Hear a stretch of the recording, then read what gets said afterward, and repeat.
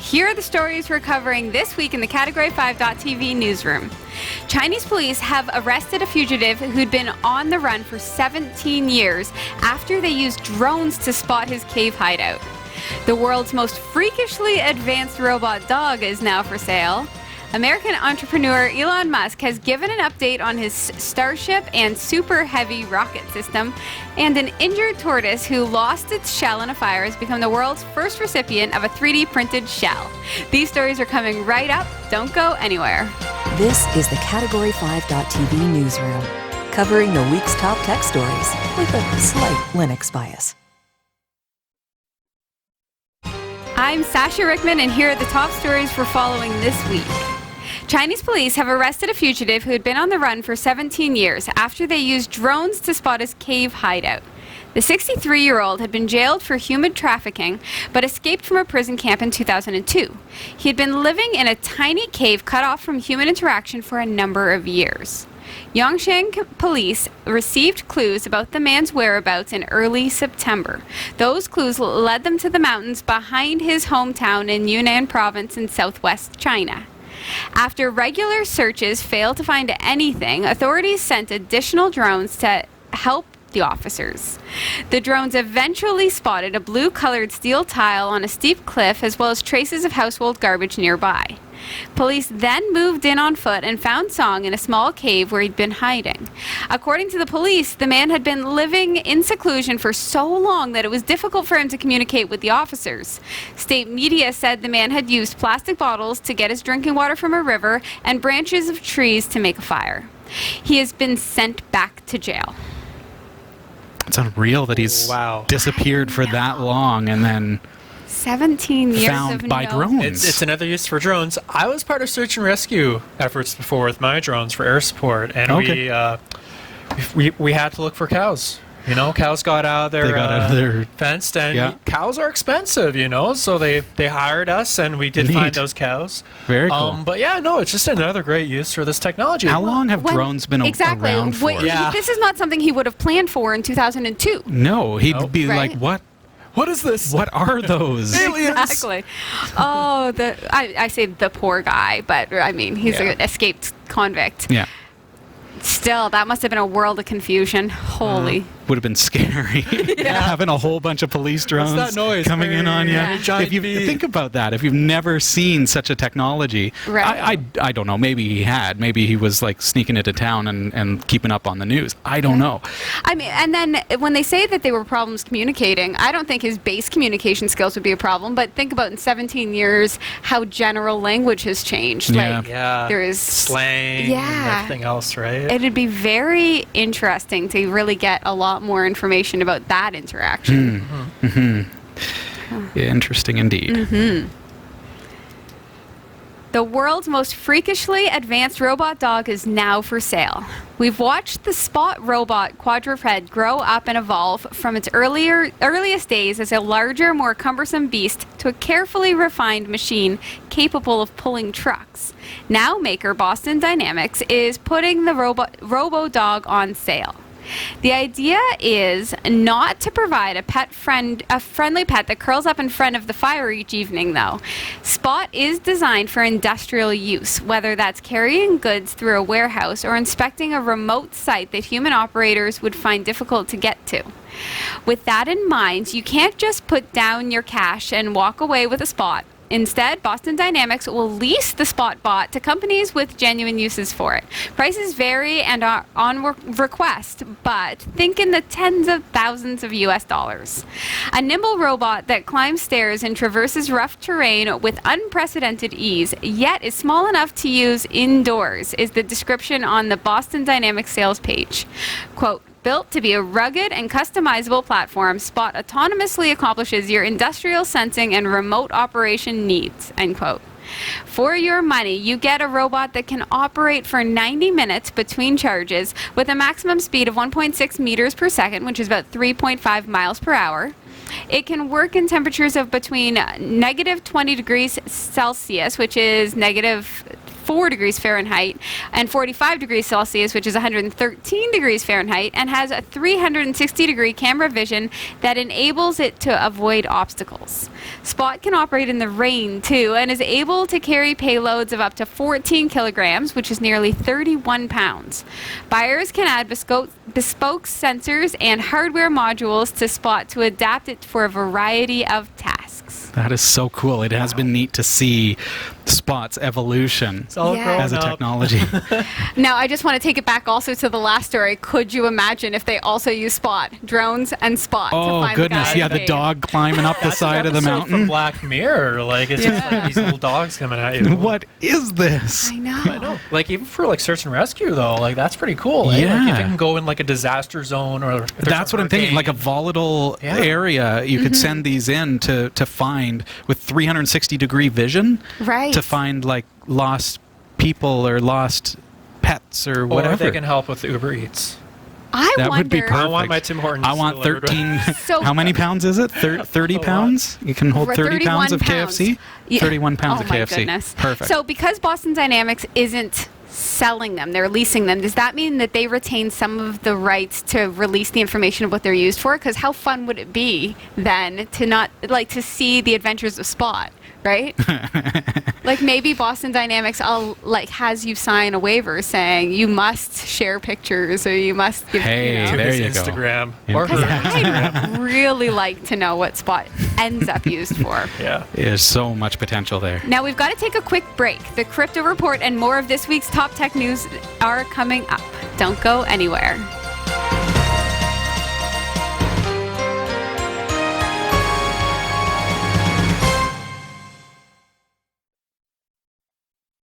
American entrepreneur Elon Musk has given an update on his Starship and Super Heavy rocket system. He plans to use the new vehicles to send people to the moon and Mars and also to move them swiftly around the Earth.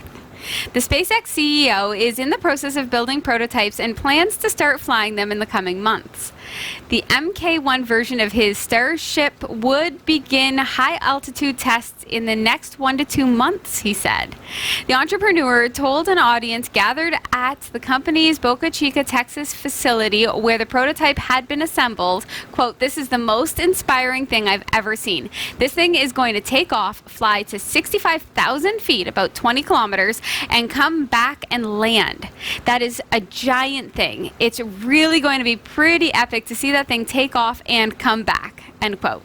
The 50-meter tall Starship will eventually fly atop its booster, the Super Heavy, and both parts of the new rocket system, which together will stand 118 meters tall on the launch pad, are being designed to be fully reusable, making propulsive landings at the end of their mission. If we get to orbit in about 6 months, then and we have it's designed to be a reusable rocket, so a reusable booster, reusable ship. So we can do many flights to prove out the reliability very quickly. So whereas with an expendable vehicle, you have to build, if you want to do 10 flights, let's say, to prove out the viability of an expendable vehicle, you need to build and destroy 10 vehicles. Whereas we can do 10 flights, within basically 10 days. So when I say rapid reusability, I mean, you can fly it. You can fly the booster 20 times a day. You fly the ship 3 or 4 times a day. That's what I mean by reusability. And the only reason the ship it takes more time than that, it's more time than the booster, is that you need a couple of you need 3 or 4 orbits to synchronize for the ship so that it is over. I don't want to get into those complicated thing of orbital dynamics and the rotation of the Earth relative to satellite. But as anyone who's knows the space, the track of a satellite, unless it's an equatorial satellite, is a sinusoidal track on the Earth. Unless it's equatorial or sun synchronous. So. Launching sort of due east, you have to kind of wait for the orbits to the ground path to sync up with the launch site, and that's the only reason it really takes maybe 6 hours or something like that to sync up and land back at Boca or the Cape. One of the really interesting things to contemplate is the total mass to orbit capability of a large reusable system where you have a significant fleet in operation. If you've got something like Starship where you've got maybe 150 tons capable to orbit, and the ship can fly, is capable of, say, theoretically flying 4 times a day, but they call it like 75% uptime, so theoretical 3 times a day, 365 days a year. So that's like about 1,000 flights a year for the ship. The booster can do a lot more than that. This is obviously max theoretical. And you've got 150 tons. That's 150,000 tons to orbit per year per ship. And if you've got, say, 10 ships, you would have 1.5 million tons to orbit per year. 20 ships, you've got 3 million tons orbit a year. I think the total rest of world capacity, if you take all rockets on Earth, including Falcon, the total capacity to orbit, I think, is around 200 to 300 tons currently. Total Earth capacity to orbit is about 200 to 300 tons if all rockets launched at max rate. So we're talking about something that is, with a fleet of Starships, 1,000 times more than all Earth capacity combined. All other rockets combined would be 0.1%, including ours. But you kind of need that if you're going to build a city on Mars. So it's got to be done. It's got to be done. Mr. Musk, who is well known for his aggressive scheduling, said, quote, "This is going to sound totally nuts, but I think we want to try to reach orbit in less than 6 months. Provided the rate of design and improvement and manufacturing improvement continues to be exponential, I think that's accurate within a few months," end quote. While the scheduling often slips, eventually he does tend to deliver. Wow. This is happening. It's happening. It's really happening. It's probably not happening in 6 months, but it's happening. Could be a year to a year and a half. Right. Within a few months of 6 months. Yeah. Which could That's be his cushion. 18 months of 6 months. Yeah. But anyhow, the fact that it's reusable, the fact, when I love that. That speaks to me. I don't even like using reusable water bottles. I don't want a spaceship the to go. The disposable ones. Yeah, or that's what I mean. The disposable ones. So I like that it'll be able to safely, I assume, land in a controlled manner and be reused. Well, that's it. And when you think about what's going to be necessary in order to, this is sci-fi. We're talking about this in reality. I'm thinking, in order to place people on Mars. Yeah. Or to colonate the moon. It seems so far this away. Is reality now. Yeah. Now, there's one question, though. Will there be a frequent flyer program that you can get miles? But no, it's really exciting. I'm actually really more excited, mainly because I love Earth, but I'm more excited for the fact that travel around Earth, that would be so fast. I'd love to visit Australia in about a half hour. Exactly. Be back for lunch, and go to Britain for dinner. Well, you're a pilot, so you kind of have that sense because I'm just watching for that little NOTAM. So when the airspace is closed for this, I'm gonna be like, there goes Elon again. He's at it again. But I see your flight plans though, and I think, man, that would have taken me 6 hours, and you just fly somewhere, have lunch, and fly back. I know. Now it's just we're going to Mars.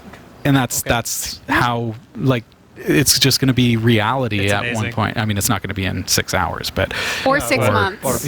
But that's actually going to happen. Go to Japan in a few hours. Don't mind, or an hour. Wow. An injured tortoise who lost its shell in a fire became the world's first recipient of a 3D printed shell.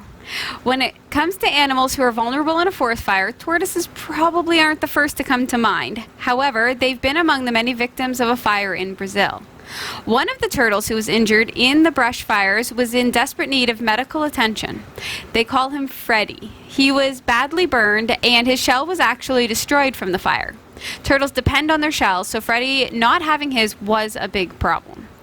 A group of veterinarians, a dental surgeon, and a designer had only recently formed a group called the Animal Avengers that help animals who have been struck by tragedy.